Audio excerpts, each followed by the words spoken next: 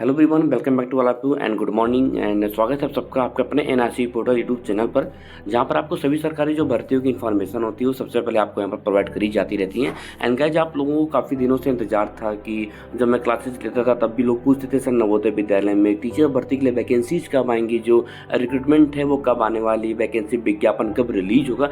चलिए आपको बता दूँ कि जो नवोदय विद्यालय में शिक्षक भर्ती के लिए विज्ञापन है वो यहाँ पर जारी कर दिया गया है। जी हाँ, अब इसके बारे में हम अच्छे से बात करेंगे कि विज्ञापन कहाँ से आया है और ये भर्ती कब से कब तक होगी, जो ऑनलाइन आवेदन लिए जाएंगे वो कब से कब तक लिए जाएंगे, आयु क्या रखी गई है, यानी कि जो एज जो यहाँ पर निर्धारित करी गई वो क्या होगी, योग्यता क्या है, जो चयन प्रक्रिया है, सिलेक्शन प्रोसेस है वो कैसे होगा। सबसे बड़ी और सबसे अहम बात इस भर्ती की ये है कि यहाँ पर अप्लाई फ्रॉम ऑल स्टेट्स, यानी कि आप किसी भी राज्य से बिलोंग करते हैं, किसी भी स्टेट के आप रहने वाले हैं तो आप यहाँ पर आवेदन कर सकते हैं। तो नवोदय विद्यालय में शिक्षक भर्ती के लिए विज्ञापन फाइनली जारी हो गया है।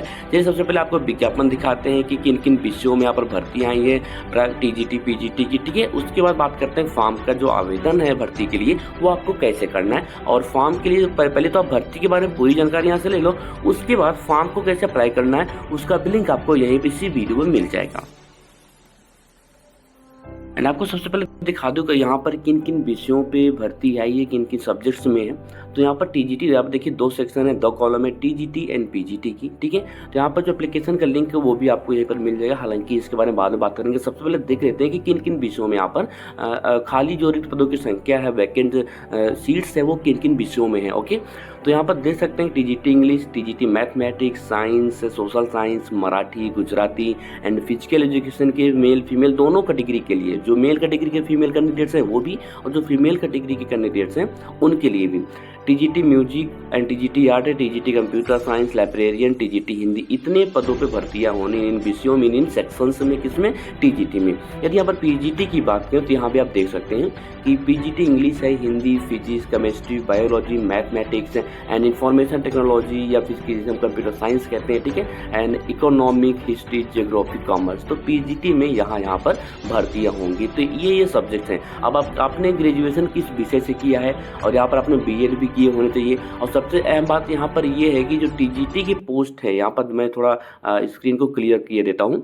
जो टीजीटी की पोस्ट है, यदि आप इनमें से किसी भी एक पद पे भर्ती किसी भी विषय में अप्लाई करना चाहते हैं तो जो एजुकेशनल क्वालिफिकेशन है वो ये है कि आपने सीटेट क्वालिफाई किया हो और संबंधित विषय से आपने ग्रेजुएशन किया हो और आपने बीएड भी किया हो। पीजीटी के लिए क्या है, पीजीटी के लिए क्वालिफिकेशन ये है कि आप संबंधित विषय से आपने पोस्ट ग्रेजुएशन किया हो, बीएड किया तो और अच्छी बात है। और यहाँ पर सीटेट जो है कंपलसरी नहीं है, सीटेट जो है मैंडेटरी यानी कि अनिवार्य नहीं किया गया है। तो चलिए बात करते हैं जो एजुकेशनल क्वालिफिकेशन है ऑनलाइन कैसे होगा। पहले जो बेसिक इन्फॉर्मेशन है वो यहाँ पर ले लेते हैं।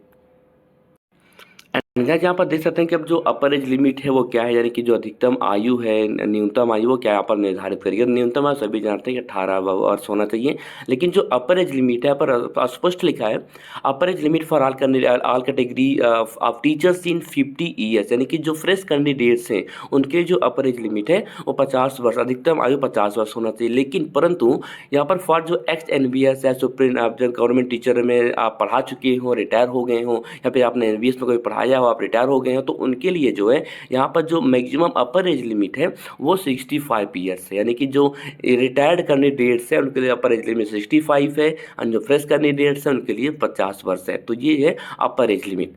अब इसके बाद जो पोस्ट देख लेते हैं, लाइब्रेरियन का पोस्ट के लिए आपने लाइब्रेरी का कोर्स कर रखा हो, लाइब्रेरी साइंस का आपने ग्रेजुएशन किया हो तो आप बिल्कुल यहाँ पर अप्लाई कर सकते हैं। और यहाँ पर जो working knowledge of Hindi and English language, देखिए ये सभी विषयों के लिए है। हिंदी की अच्छी खासी जानकारी आपके पास होनी चाहिए सबसे पहली बात, और इंग्लिश की आपकी बेसिक इन्फॉर्मेशन होना चाहिए, बेसिक जानकारी आपको इंग्लिश की भी होनी चाहिए, जिससे आप हिंदी और इंग्लिश में दोनों मीडियम में, दोनों मोड में आप टीच कर सकते हो। और ये जो आपका ये कॉलम ना ये डिजायरेबल है। डिजायरेबल का मतलब ये होता है, डिजायरेबल क्वालिफिकेशन का मतलब यदि आपके पास इनमें से कोई एक सर्टिफिकेट है, कोई एक आपने कोर्स कर रखा हो तो अच्छी बात है, नहीं तो कंपलसरी नहीं होता है। कंपलसरी ये वाला कॉलम होता है, ठीक है। क्वालिफिकेशन के लिए क्या क्या यहाँ पर योग्यता मांगी गई, यानी कि भर्ती में कौन कौन अप्लाई कर सकता है। अब उसके बाद है टीचर म्यूजिक टीचर के लिए कि आपने म्यूजिक से ग्रेजुएशन कर रखा हो तो आप अप्लाई कर सकते हैं और हिंदी इंग्लिश की जानकारी होनी चाहिए। और यदि आपके पास कंप्यूटर की भी जानकारी है, बेसिक जानकारी है, तो ये तो और अच्छी बात है। आपको यहाँ पर बिल्कुल जो है आपको यहाँ पर मतलब प्राथमिकता दी जाएगी। फिजिकल एजुकेशन के लिए यहाँ पर मेल फीमेल दोनों कैटेगरी के कैंडिडेट्स के लिए, और इसके लिए क्या है कि आपने बीपीएड कर रखा हो या फिर आपने फिजिकल एजुकेशन से ग्रेजुएशन कर रखा हो, तो आप इस पोस्ट के लिए अप्लाई कर सकते हैं, किसके, फिजिकल एजुकेशन के लिए। और इसके बाद देखते हैं तो आर्ट टीचर। अब आर्ट टीचर के लिए क्या है कि आपने बीसीए कर रखा हो या फिर आपने ग्रेजुएशन जो है फाइन आर्ट्स या फिर क्राफ्ट से कर रखा हो, तो आप अप्लाई कर सकते हैं। यदि आपके पास इनमें से कोई एक नहीं है तो कोई बात नहीं, यहाँ पर देखिए आर का मतलब अथवा होता है, आपने बीएड कर रखा हो फाइन आर्ट से तो भी आप आर्ट टीचर के लिए जो है अप्लाई कर सकते हैं। अब डिजायरेबल देखिए मैंने पहले ही बता रखा था आपको, जो डिजायरेबल क्वालिफिकेशन है कंपलसरी नहीं होता है। आपने बीएड किया तो अच्छी बात है, हिंदी इंग्लिश की अच्छी जानकारी है तो ये भी अच्छी बात है, एंड वर्किंग का आपको कंप्यूटर थोड़ा बहुत आता हो चलाना तो भी अच्छी बात है। आपके यहाँ पर जो यदि आपके पास इनमें से कोई एक जानकारी है तो आपको जो है इस भर्ती में प्राथमिकता जरूर दी जाएगी। अब जो उसके बाद देखिए यहाँ पर स्पष्ट लिखा है कि आपने बीएड कर रखा हो, सीटेट क्वालिफाई होने चाहिए, बीएड की डिग्री होनी चाहिए, तो ये टीजीटी के लिए, टीजीटी की पोस्ट है जो आर्ट टीचर का, म्यूजिक टीचर का, फिजिकल एजुकेशन का, ठीक है, तो ये आर्ट टीचर के लिए है। इसी प्रकार जो कंप्यूटर साइंस की पोस्ट है टीजीटी में कि संबंधित विषय आपने बैचलर डिग्री कंप्यूटर बीसीए कर रखा हो या फिर आपने जो है बीटेक कर रखा हो, बीई कर रखा हो, ठीक है, इक्वलेंट होता है बीटेक का जो बीई कंप्यूटर साइंस होता है, ठीक है, इंफॉर्मेशन टेक्नोलॉजी होता है। तो यदि आप इनमें से कोई कोर्स किए हैं तो आपके पास डिग्री है, आपके पास डिप्लोमेट्स आप हैं, तो आप टीजीटी कंप्यूटर साइंस के लिए अप्लाई कर सकते हैं। टीजीटी थर्ड लैंग्वेज के लिए भी यहाँ पर वैकेंसीज हैं। उसके बाद यहाँ पर है क्या देख सकते हैं कि TGT social science, social science का मतलब आपने सोशल साइंस से ग्रेजुएशन किया हो, बीएड भी किया हो, सीटेट क्वालिफाई हैं, तो आप टोटल जो टीजीटी के सोशल साइंस से सोशल स्टडी है आप इसके लिए जो है अप्लाई कर सकते हैं। उसके बाद टीजीटी साइंस के लिए किया, जहाँ पर बोटनी, जूलॉजी एंड केमिस्ट्री के पदों पर भर्तियाँ हैं, तो आपने संबंधित विषय से ग्रेजुएशन किया हो और आपने बीएड भी कर रखा हो तो आप यहाँ पर उसके लिए भी आप एप्लीकेबल हैं, आप फॉर्म के लिए अप्लाई कर सकते हैं।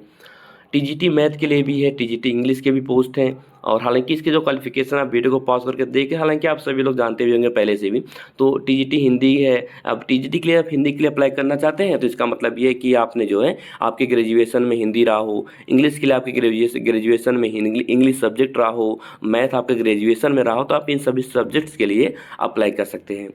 अच्छा, यहाँ पर सबसे अहम बात यह है कि आपकी जो सैलरी, अच्छी खासी सैलरी भी आपको देखने को मिल जाती है, ठीक है। और ये टीजीटी की पोस्ट है जो मैंने अभी तक आपको जो यहाँ पर बताया। अब बात करते हैं पीजीटी की कहाँ कहाँ पोस्ट है। तो पीजीटी में कंप्यूटर साइंस की पोस्ट है। यहाँ पर आपने कंप्यूटर साइंस के लिए आपने एमएससी कर रखा हो या फिर कंप्यूटर साइंस से आईटी से, या फिर आपने एमसीए कर रखा हो, या फिर आपने एमटेक किया हो, एमए किया हो, ठीक है, और आपके पास बीएड की डिग्री है, तो आप बिल्कुल यहाँ पर पीजीटी कंप्यूटर साइंस के लिए आप एप्लीकेबल है। अब जो पीजीटी की पोस्ट है किसके लिए क्या क्या होता है कि आपने मास्टर डिग्री कर रखा हो संबंधित विषय से, आपने बीएड किया हो और आपको हिंदी और इंग्लिश दोनों मीडियम में आपको जो प्रोफिशिएंसी टीचिंग करना, आपको पढ़ा सकते हो बच्चों को, तो आप बिल्कुल यहाँ पर अप्लाई कर सकते हैं पीजीटी की जो जो पोस्ट मैंने आपको सब्जेक्ट बताए उसके लिए।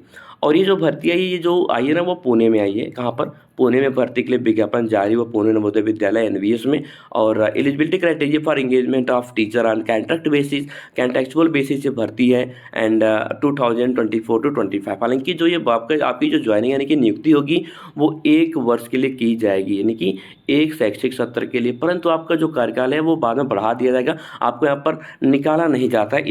इस जो भर्ती आती है एनवीएस में, इसकी सबसे अच्छी बात और सबसे मेरिट इसमें यही होती है कि आपको निकाला नहीं जाता और अच्छी खासी सैलरी मिलती है, आवासीय सुविधा भी।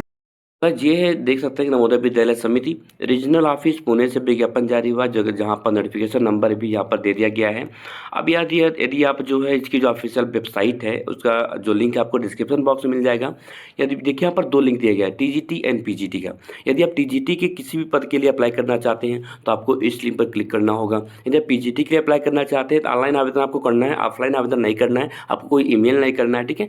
तो आपको इस लिंक पर क्लिक करना है, इस फॉर्म को आपको, गूगल फॉर्म को आपको जो है फिलअप करके सबमिट करना है। और जो यहाँ पर जो डेट है वो देखिए यहाँ पर दिया गया है कि portal to fill up online application will be open and 2 April से लेकर 8 अप्रैल के बीच में आप जो आवेदन कर सकते हैं। यहाँ पर टाइमिंग भी दे दी गई है। तो हालांकि जो इन सब का लिंक है ना आपको नीचे डिस्क्रिप्शन बॉक्स में मिल जाएगा, वहाँ से जाकर आप इसके लिए अप्लाई कर सकते हैं। और जो मैंने आपको दिखा दिया था, ये देख सकते हैं कि किन किन पदों पर किन किन सब्जेक्ट्स में भर्तियाँ आई हैं। और यहाँ पर जो कुछ इन्फॉर्मेशन दिया है उसका वीडियो को पॉज करके अच्छे से आप रीड कर सकते हैं। हालांकि ये कंपल्सरी नहीं, क्योंकि इससे भी बड़ी बड़ी जानकारी जो मेन इन्फॉर्मेशन थी, जानकारियाँ थी, वो मैंने आपको शेयर कर दी हैं। चलिए दोस्तों, मिलते हैं अगले वीडियो में। अगर कोई कन्फ्यूजन हो, कोई डाउट्स हो, आपको कुछ ऐसे पॉइंट्स हो जो समझ में ना आए हो, बिल्कुल आप कमेंट करके पूछ सकते हैं।